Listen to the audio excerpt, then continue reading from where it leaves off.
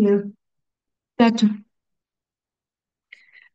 Lord, thank you that we can come together here on a Sabbath afternoon.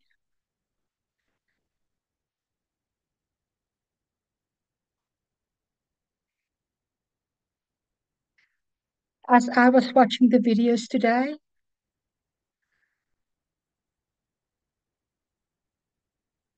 with Father Pomander and what he says about the sixth kingdom,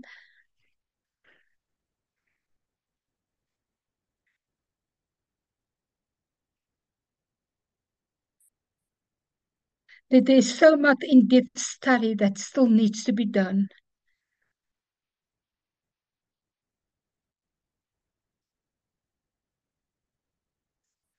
And it's so beautiful that your word is there and we can just add to that continuously.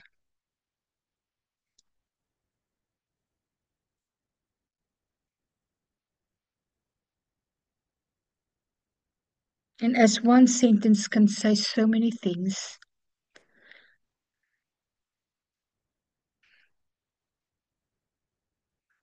I ask your grace today, Lord,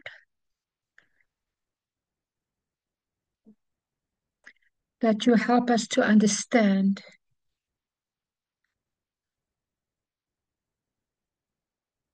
And please make my mind and mouth clear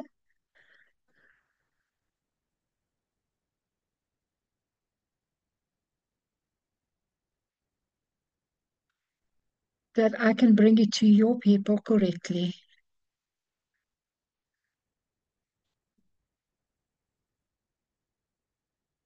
I pray this in Jesus Christ's name.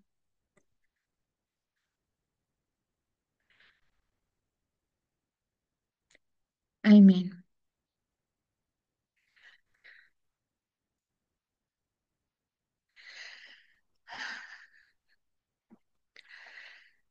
Guys, I just want to say things are getting messy as we study prophecy.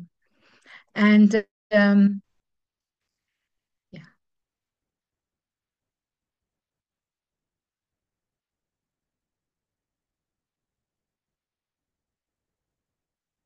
And my disclaimer is that this studies I did was for quite a while ago.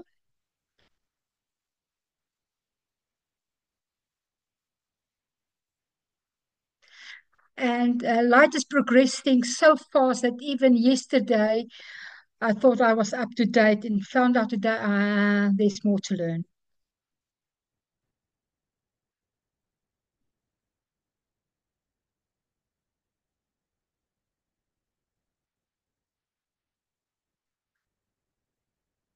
So hopefully next week somebody else can present the same study with much more information.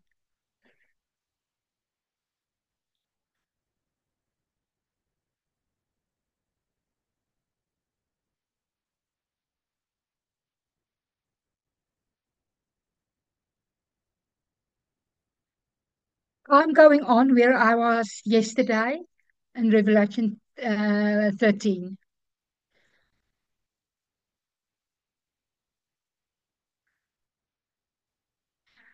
And I also will bring in Revelation 17.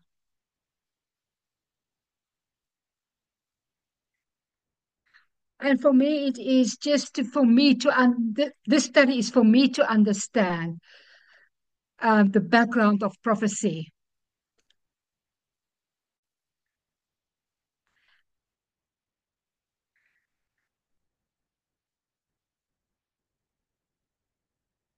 Okay. So for the time's sake, I'm not going to read Revelation 13 again because we did do that yesterday.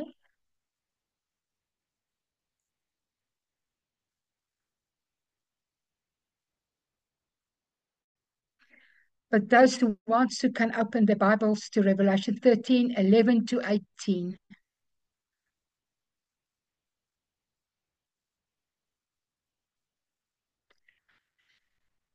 And it will talk here about the two horns like a lamb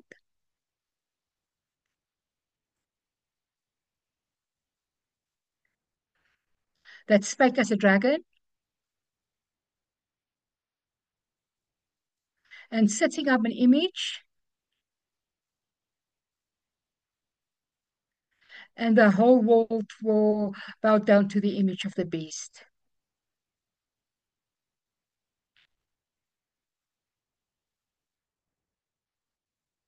And if you don't, you will experience persecution.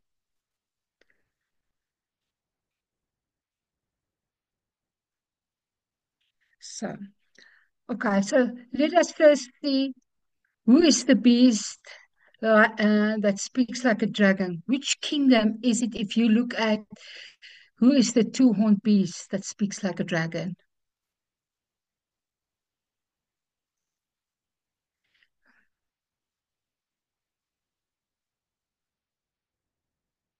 So, according to Revelation 17,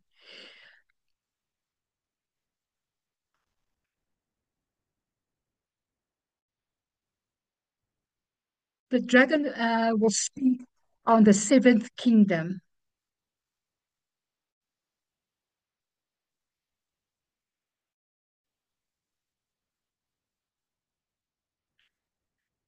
And then I want to bring us understand what is really behind the number,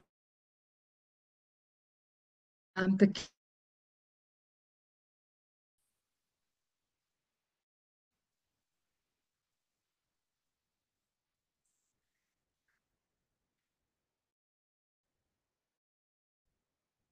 to make it, well, it's a study for me to make it easy for me to understand. For how can the sixth kingdom and the seventh kingdom be the same kingdom?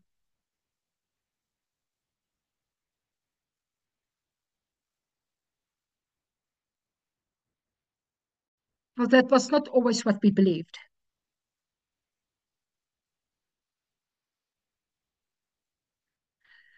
But as more light has been opened to us, we will see that the seventh kingdom is the United States in another form.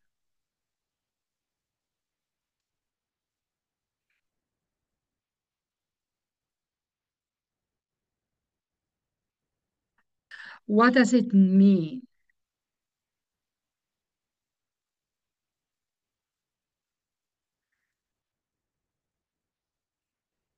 I'm not sure, was it Elder Terry or Elder Tess that discuss the naming of angels?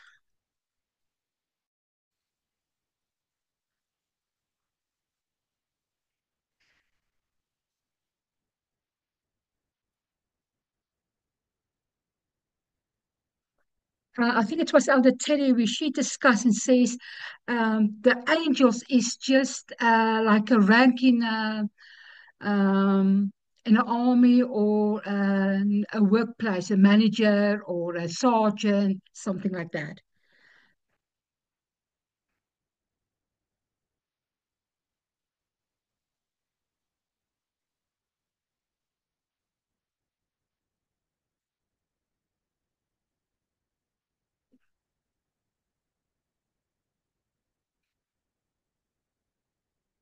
So it doesn't mean you will have that rank forever.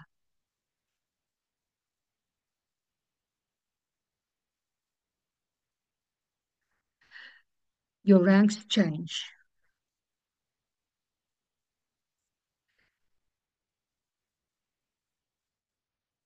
And a good example of that is usually Christ,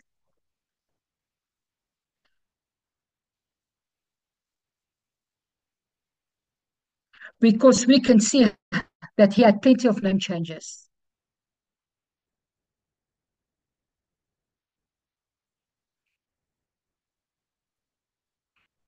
And let's see what he's been called in heaven, and that stays. If you can look at Jude 1, verse 9.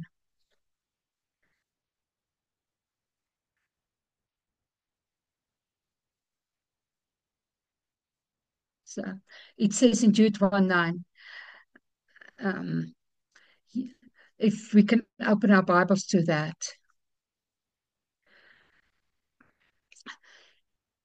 Uh, well, I don't know how you want to do it, my translator, Tote. Do you have a Bible available?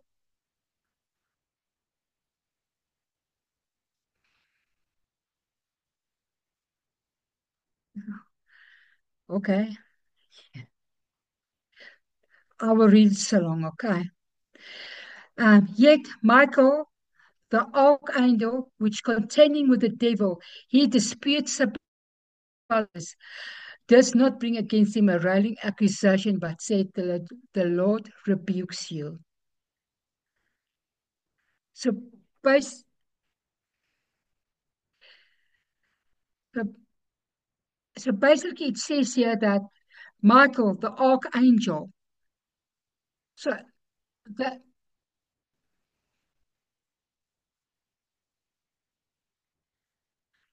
is the one of the names that Christ had in heaven.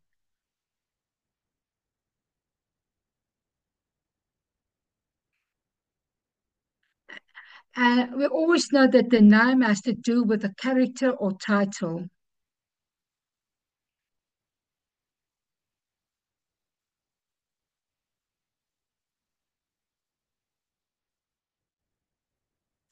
And then Revelation 12, verse 7.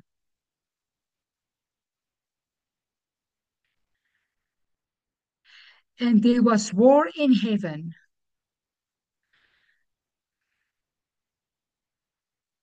Michael and his angels fought against the dragon.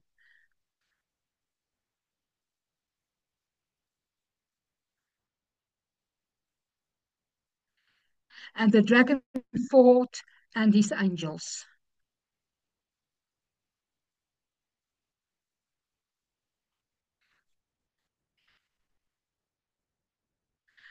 Now, you can see the name Michael, what it means.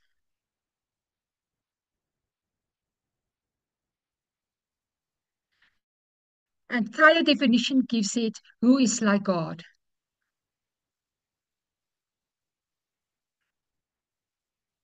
So you can see it is not just a name, it is a title. He is the same as God. He is God. That is his title.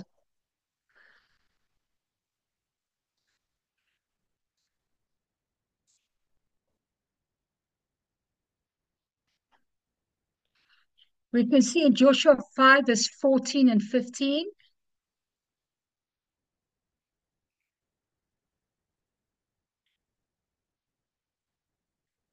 14 and 15. Joshua 5, 14 and 15. Yes. And he said, Nay, but as the captain of the host of the Lord am I now come. And, and Joshua fell on his face to the earth and did worship, and said unto him, What says my Lord unto this his servant?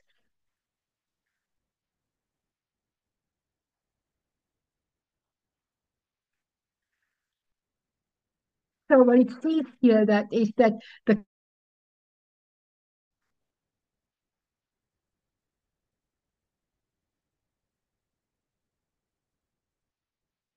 that is another um, rank of Christ.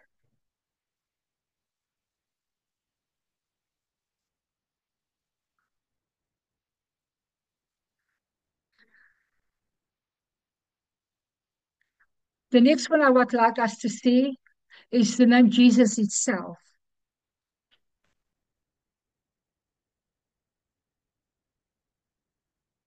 And then also, when was Christ added to the name Jesus? Like we say today, Jesus Christ.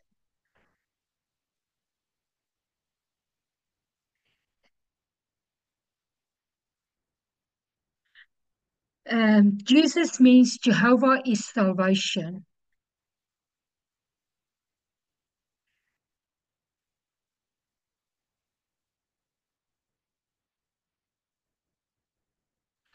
So that is a job description that Jesus had on the earth.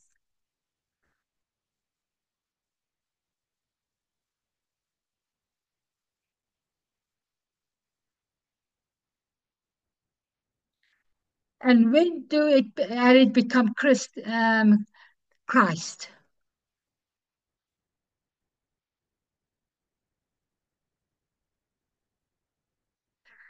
Christ also another word for Christ in the Hebrew is Messiah,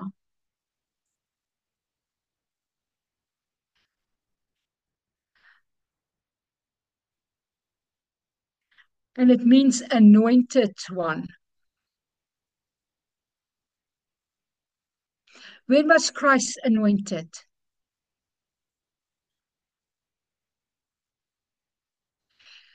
When he was baptized, and um, and I don't know how to say it, but you have to split God. So but we saw that as God the Father had said, "This is my beloved Son."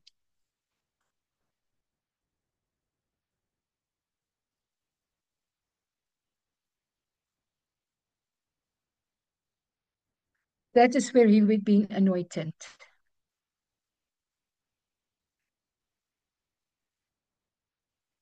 So you can see, um, it's easy to understand then where the kingdoms comes from, where they marked and say 5, 6, 7, and 8.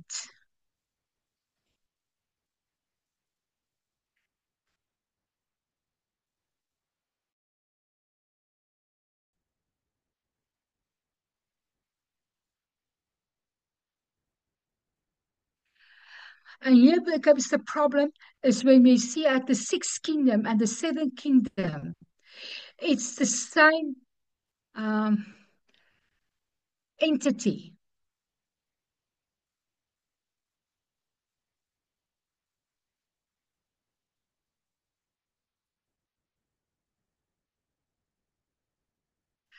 So you can say the six is, and the seven doesn't have the same characteristics.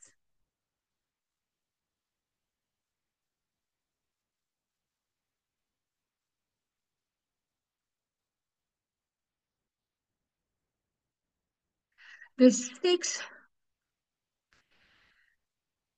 is, okay, let's first see and we abide by the rules by two a thing is established.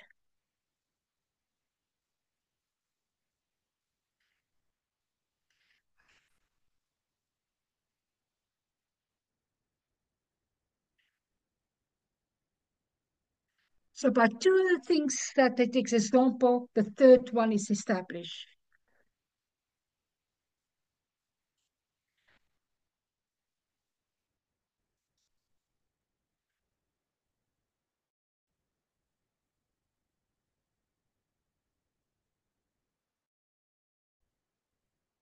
So if the six was United States, the seven is United States, what is the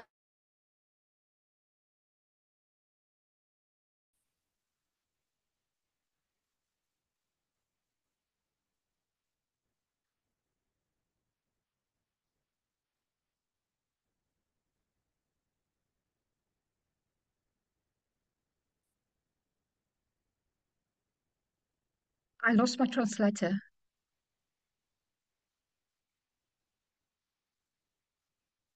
Okay, you're back.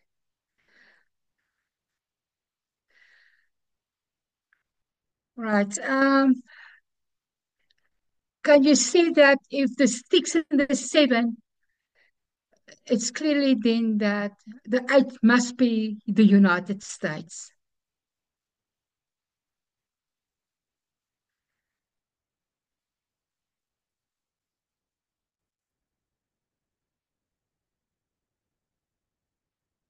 But there's something else, and I'm going to run beforehand, but I think it needs to be mentioned now. You will see that the Bible even connects the seven and the eight,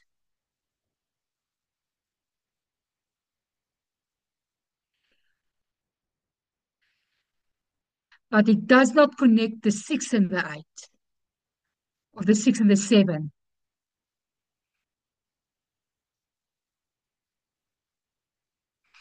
because it says here in Revelation 17, verse 11,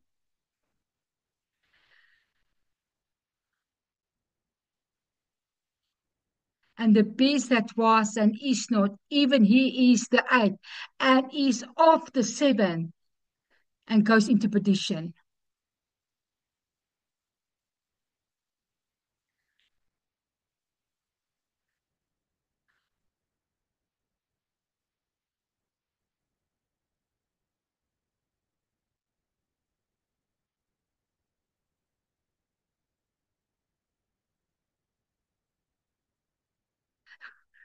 Okay. Um, so the seven are connected with the eight, or the eight is connected with the seven.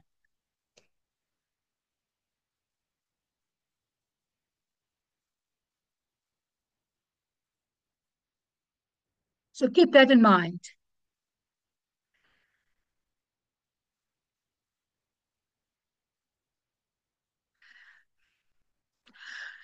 Um, please follow the studies of Elder Pamina that has been done about the Sixth Kingdom.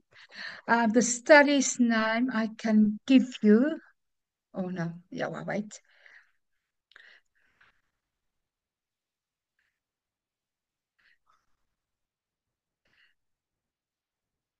Is on the channel of Institute for Prophetic Research,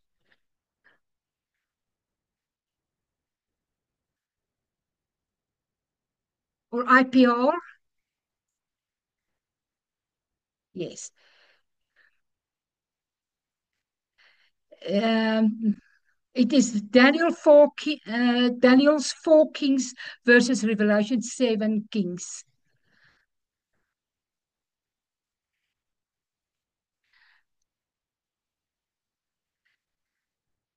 Yeah, 17 kings.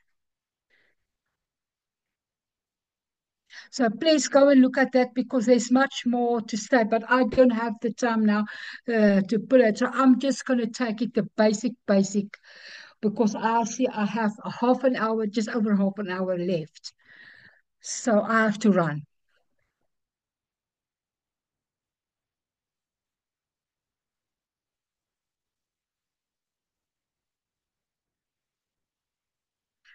We can see that the sixth kingdom um, had certain things that protected the people,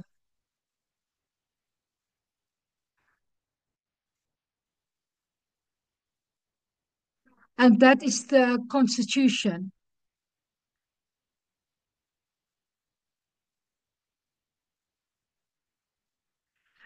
But sometimes in other things, it professed the one thing, but it did another thing.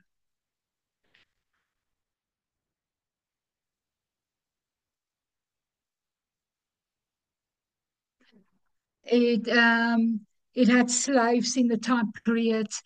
It did not. It was not. How would you say? Equality friendly.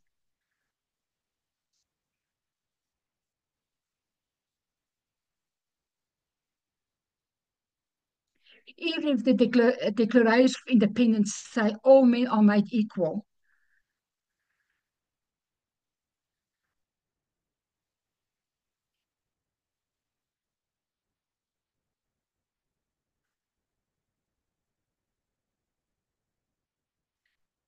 and so it's still a very messy thing, and I will not go into that.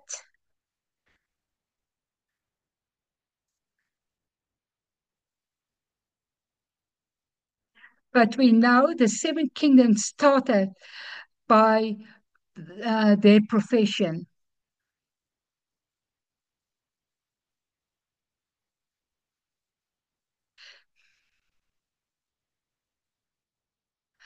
and that was on 18 July 2024.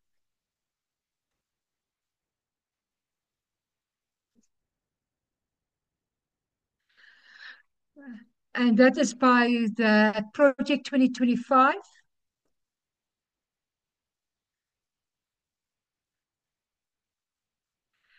where it's openly saying they're going to persecute the minority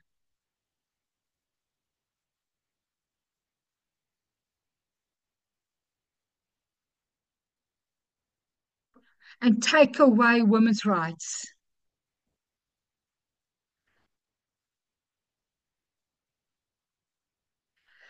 And then the eighth kingdom says it's over the seven. It's off from the seven.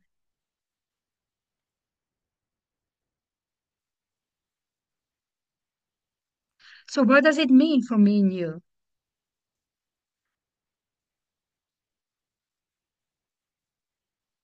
For me personally, I think the seventh kingdom established in what it wanted to do and established the laws that is going on and to be enforced by the eighth.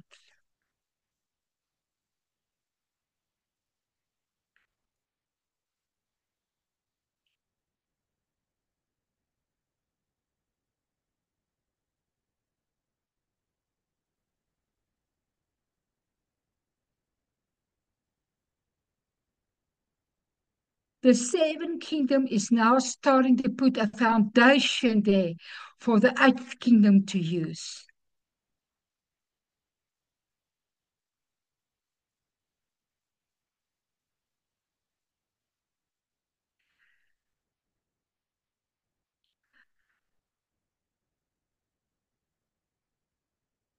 And that is why the dragon has started to speak very in a whispering voice from July 18.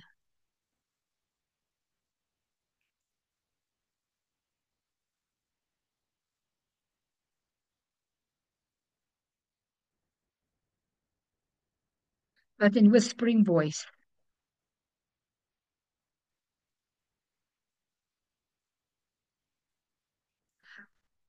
So now they put out the document and they're saying things now with the laws they want to implement. So the profession is now becoming what they're going to practice.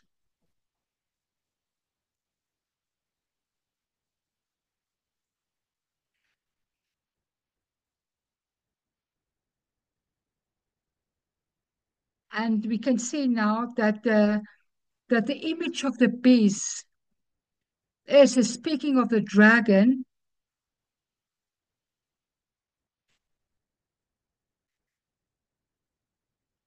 is when yeah, sorry.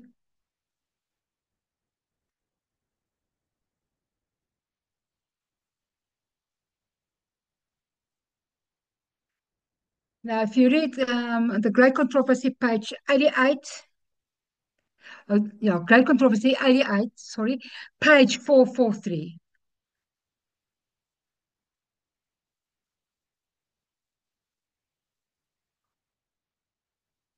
Page 443. She says here, whenever the church has obtained secular power,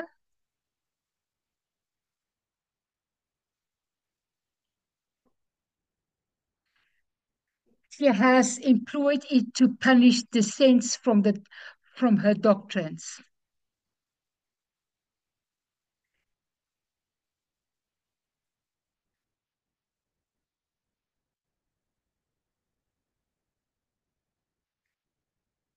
So now we can see that they have now um, got the power from the secular or the state.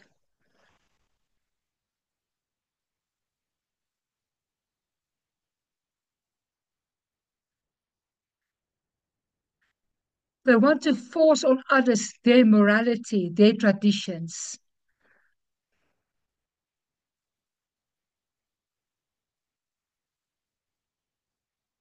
There's no more freedom of choice.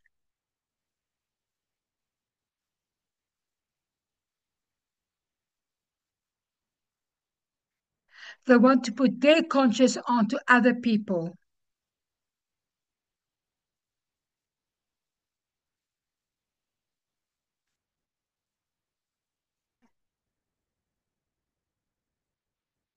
The image of the beast is when you want to force your principles on others,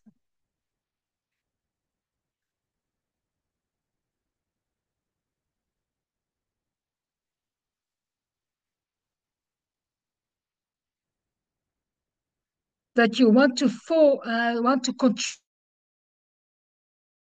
and believe.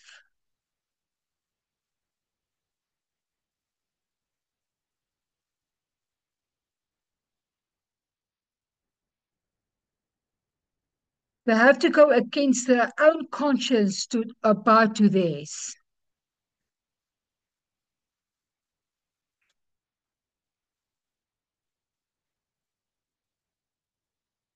And it's a very interesting thing that Elder Palminder did in the end of last year.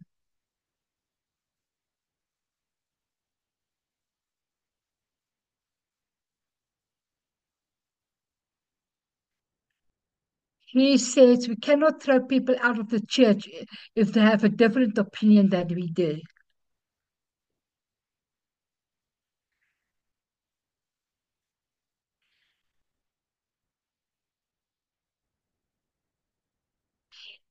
He's purging the church from the notion that we have to excommunicate those who have different opinions on studies.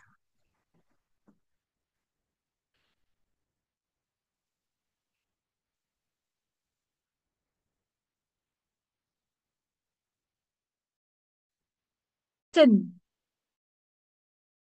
let you lose your place in the movement.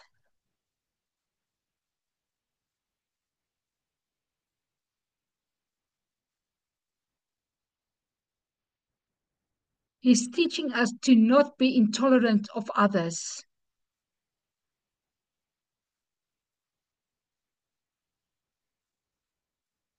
but patient, loving, kind.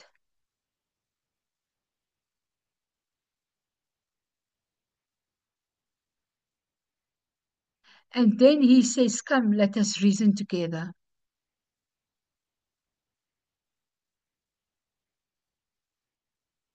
Does that sound familiar?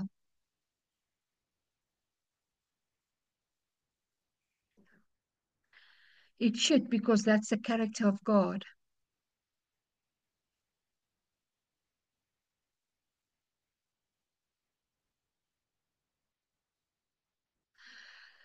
Then we'll look at what does the seventh kingdom do.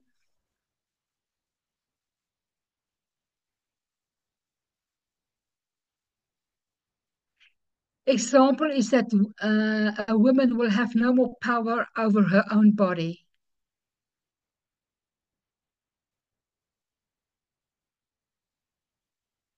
Her body becomes the property of the state.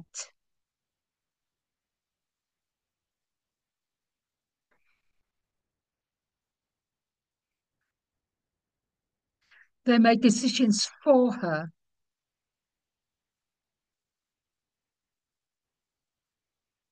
and it will be done by laws.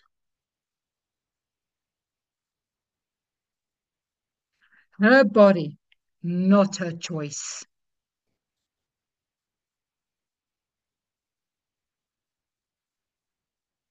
Then they will say, you love that person?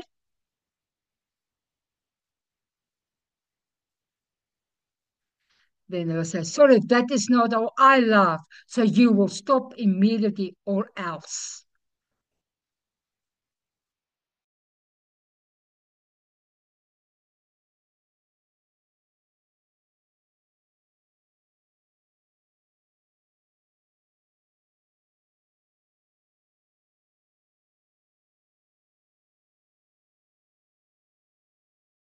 That is what you are, and don't you dare change. Or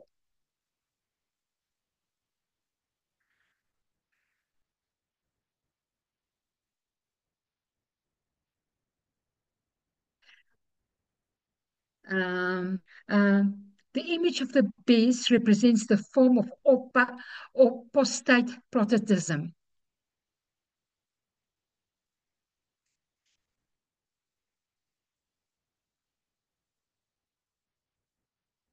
When, which will be developed when the Protestant churches shall seek the aid of the civil power for the enforcement of their dogmas. So I will just sum it up for you. It is the Protestants shall seek the help of the state to help them to force their beliefs.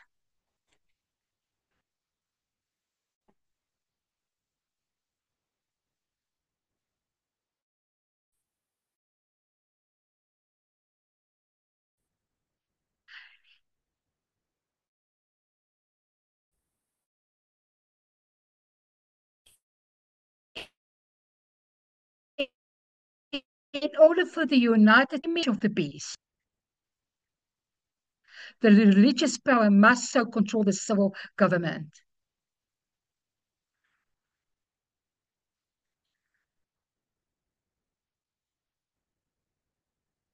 And if you have any doubt that it is so, then please go look at the Heritage Foundation.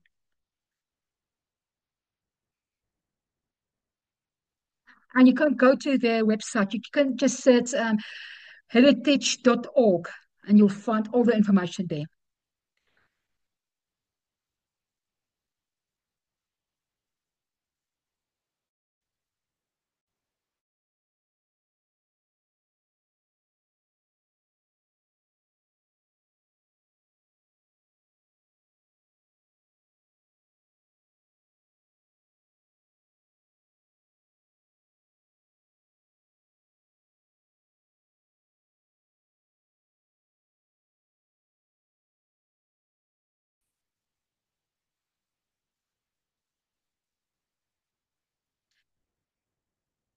And advocate for cultural issues that is important to Christians, conservatives.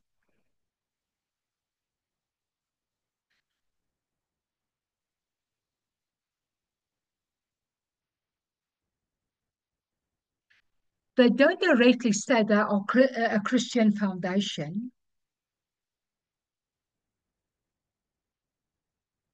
but they do say that we have a lot to thank Christians for.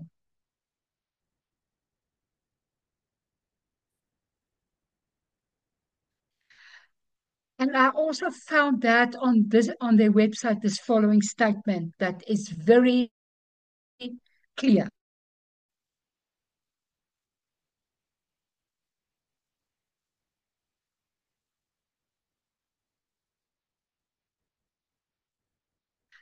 Um,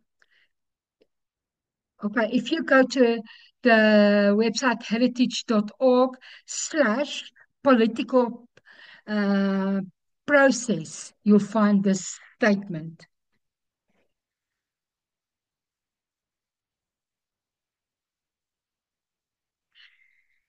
And this is what they say.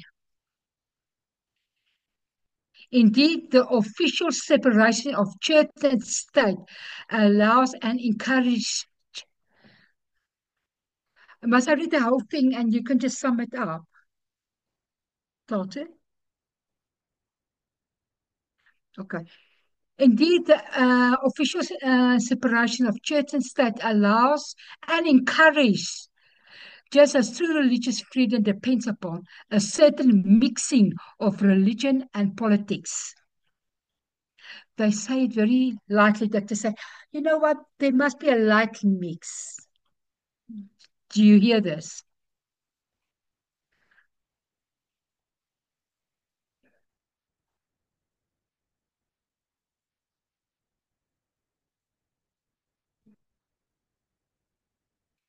Then they also say, in the end, while it's often thought that religion and politics must be discussed as if they are radically separate spheres, the founders' conception of religious liberty was almost exactly the opposite. It actually requires the moralization of politics, which include and requires the continuing influence of religion in public life. So what it shortly say here, they, they believe the founders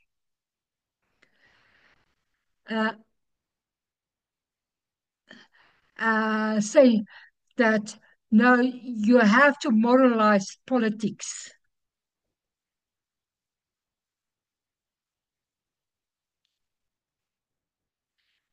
And, and religion in the public life is necessary.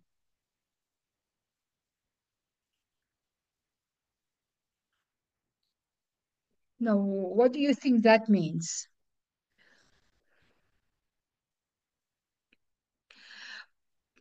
You know that America has many public schools.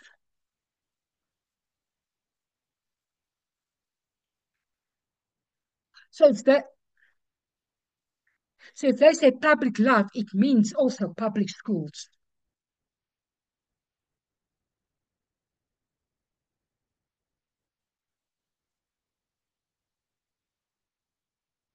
So they are going to take your child, even if you don't have a Christian value, and going to teach your child about Christianity.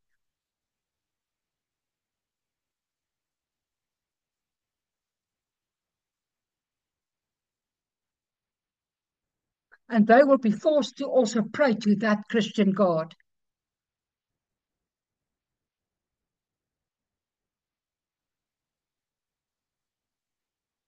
So you can see how nicely, even it's put, you see the dangers in what they're saying.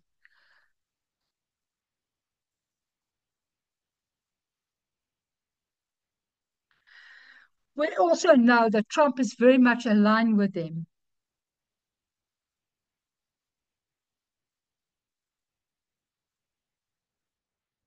because they helped him in his campaign also.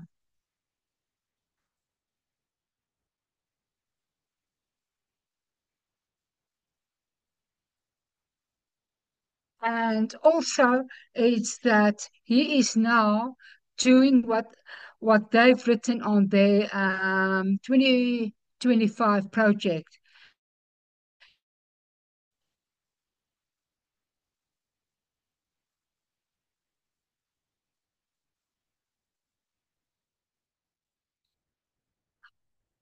I want to show you two articles,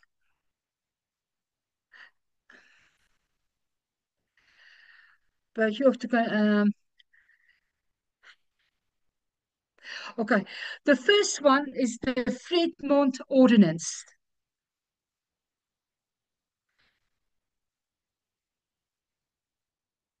Ordinance, yeah, and it's been done in the 11th February 2025.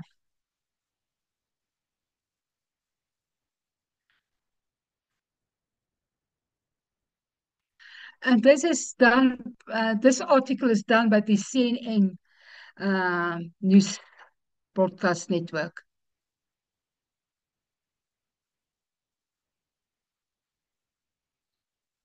Now, I will just shortly try to explain it to you.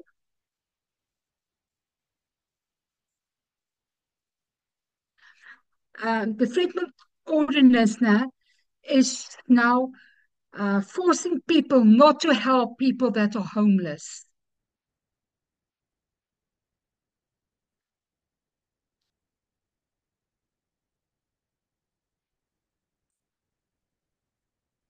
You cannot help them, you cannot aid them, you cannot conceal them.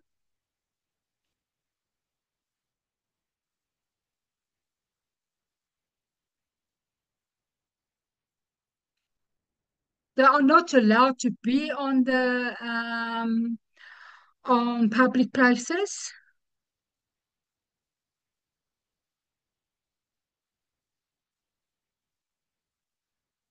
And even if the homeless have nowhere to go, they must just disappear, sort of.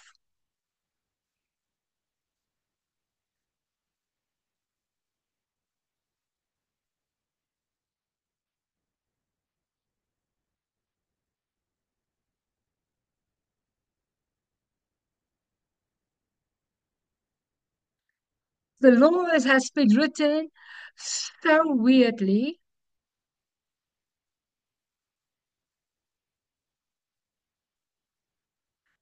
that um, that it can be read the way you want it to read.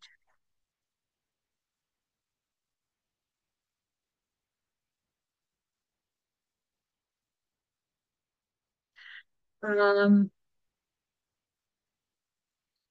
Fremant's city attorney Rafael Alvarado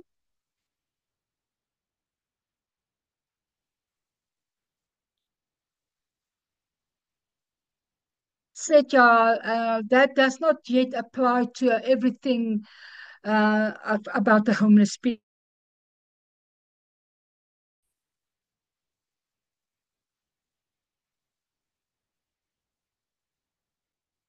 but the law is so obscure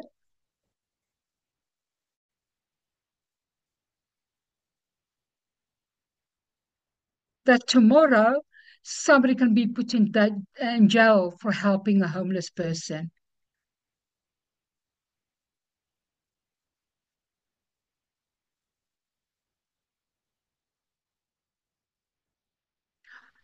I remember I saw something this morning. A hairdresser was taken to court because she was cutting the hair of homeless people, doing them a service.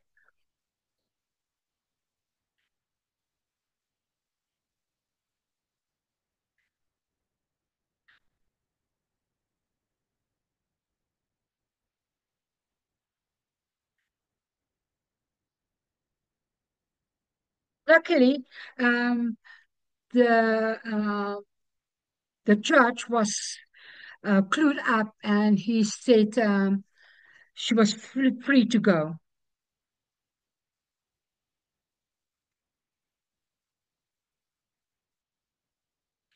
blaming the policeman that he does not understand what is to help um, the people.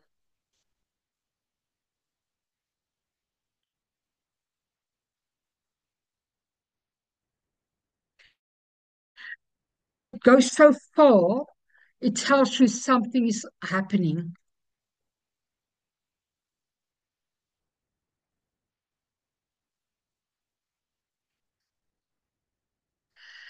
And that's is in the and that city, Fremont, is in California.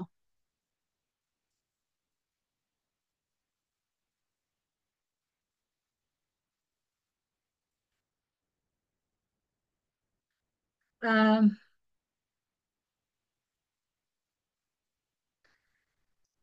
Let me just, I'm trying because I know my time is running out, so I'm just want to say,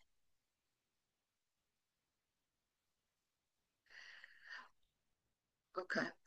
So you can see that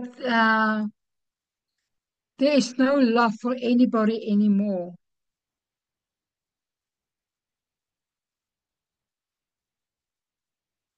and you have to see how directly it go against God's law.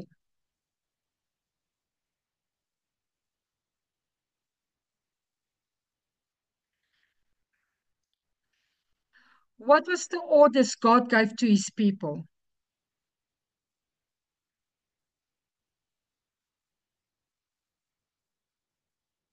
He said we must help the homeless and those who are less fortunate than we are.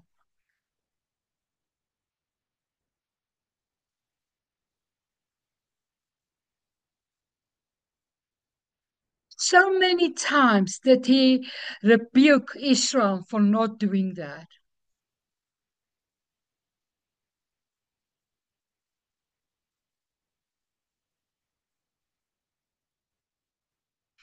But the dragon's voice is saying, "No, you not help those people."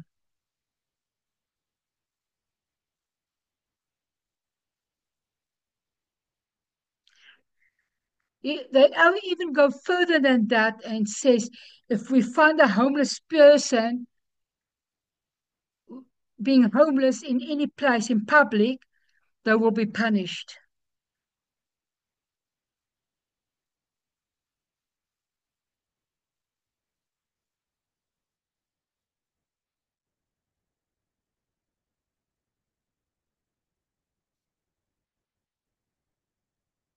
How terrible is it that you have nowhere to go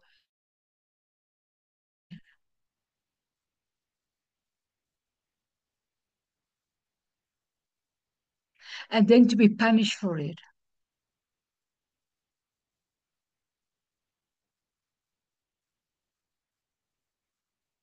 And, and even the worst part of this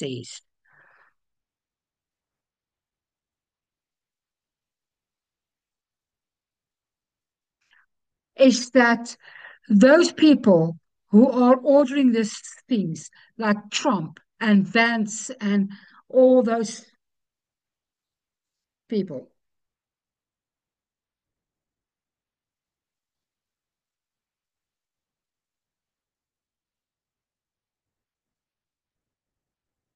are rich.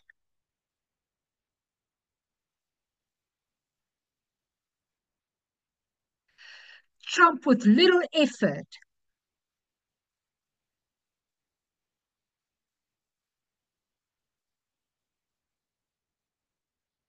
can help. And out of his back pocket, he can set up housing. That there is no homeless people in the street.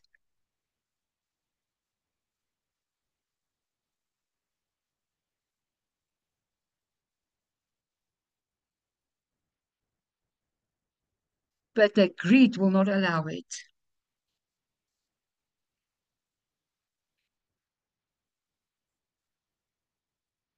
And that's the terribleness of what is coming to us.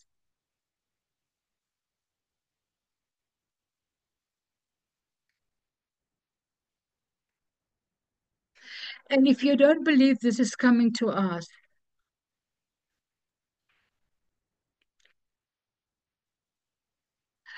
go look in the other countries where they are complaining now that Trumpinism is spilling over to their country.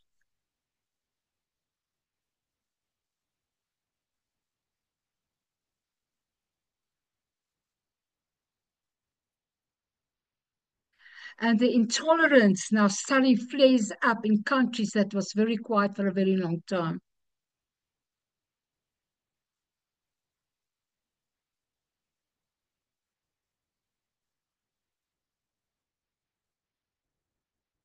Okay, this is the end of my study.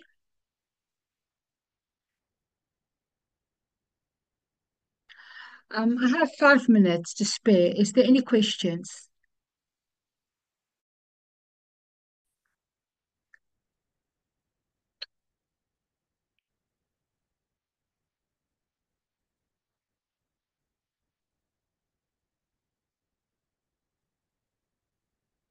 Okay. Yes, yeah. I'll start it.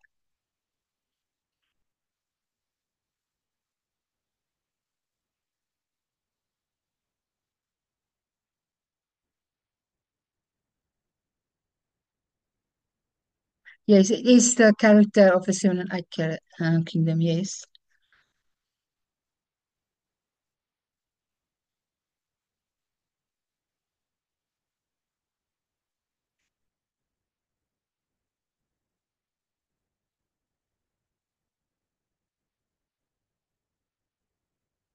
Yes, it is. And it's done by the Heritage Institute or Foundation, what they call themselves. And it's not all people, it's not all Republicans. Um,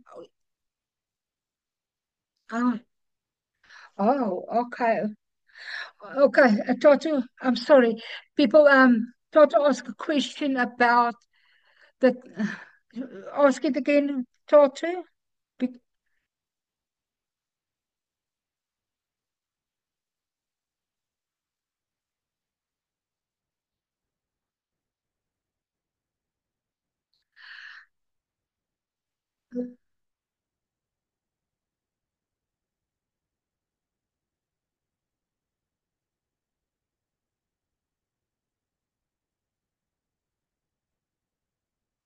Okay.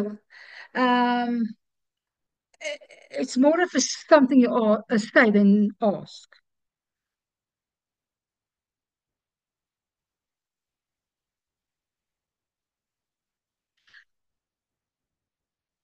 Okay. The question remark is that the seventh kingdom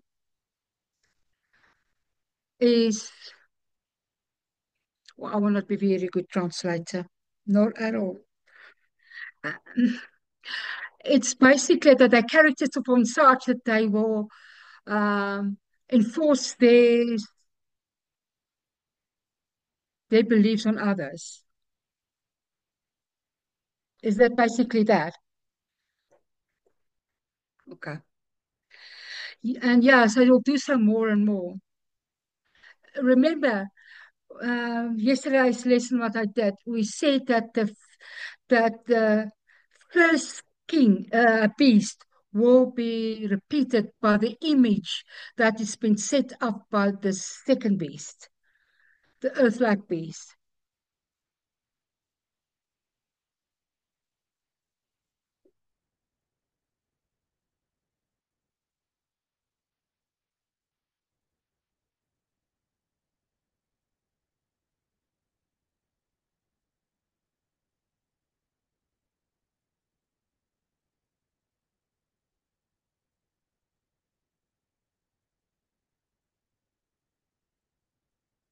Okay.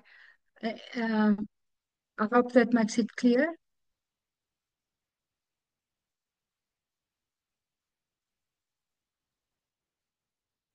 Any other questions?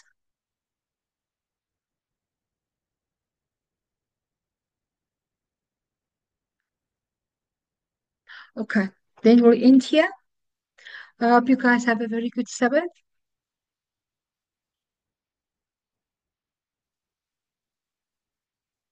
and enjoy your studies.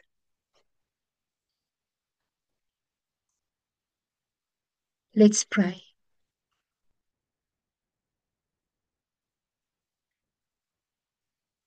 Yes, please repeat.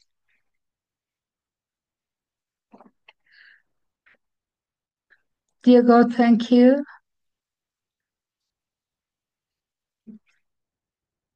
We've got so much light.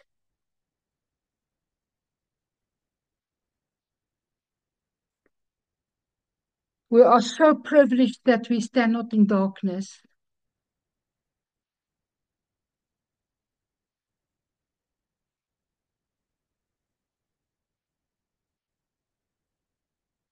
that we can see what is coming,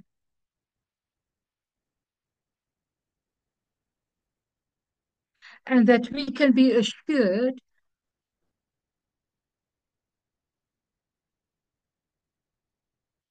that you, as we get closer, that you will show us more detail.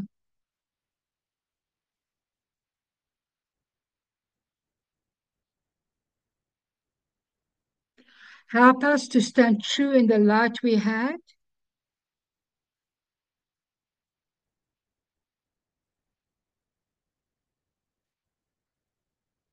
so that we can stay true in the light that is before us.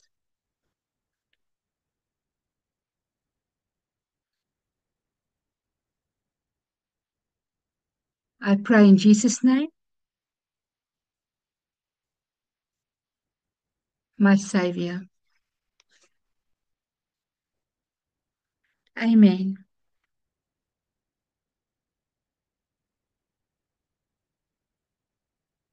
Thank you, everybody. Thank you, everybody.